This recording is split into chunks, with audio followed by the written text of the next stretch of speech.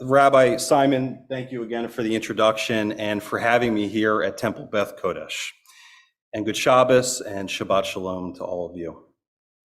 It's really an honor and pleasure for me to be here with you this evening to speak about the alarming rise of anti-Semitism throughout our country. Over the years, anti-Semitism has evolved in many ways, unfortunately, not for the better. And right here in the state of Florida, we've seen swastikas carved into playground sets in Weston, bricks with swastikas painted thrown through the doors of the Chabad house in Pensacola just 2 weeks ago.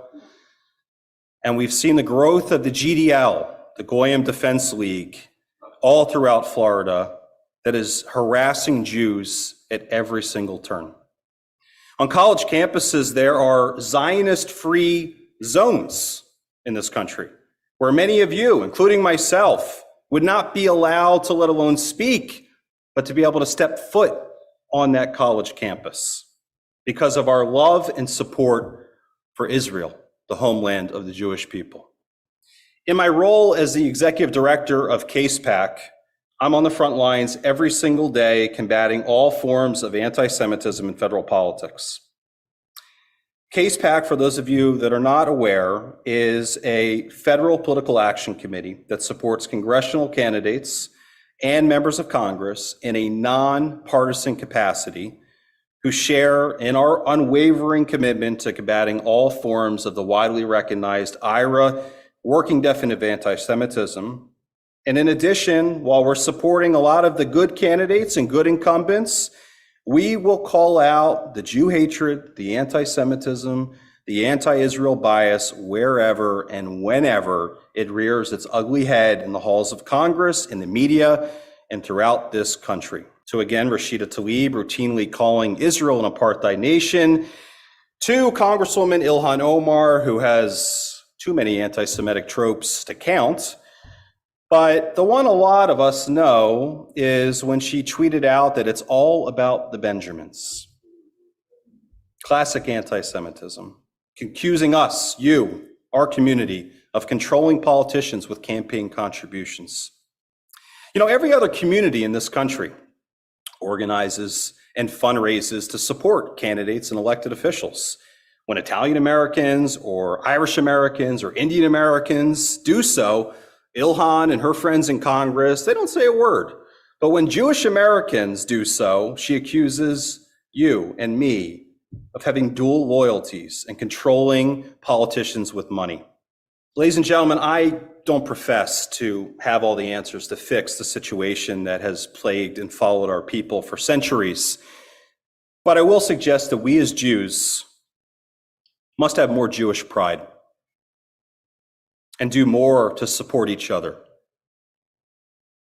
We must not allow politics to divide us, which might sound interesting coming from me, someone who ran for Congress in Philadelphia and who leads a political action committee, but I have always championed the idea that we Jews should work together to support our faith, Israel, Zionism, regardless of our political inclinations.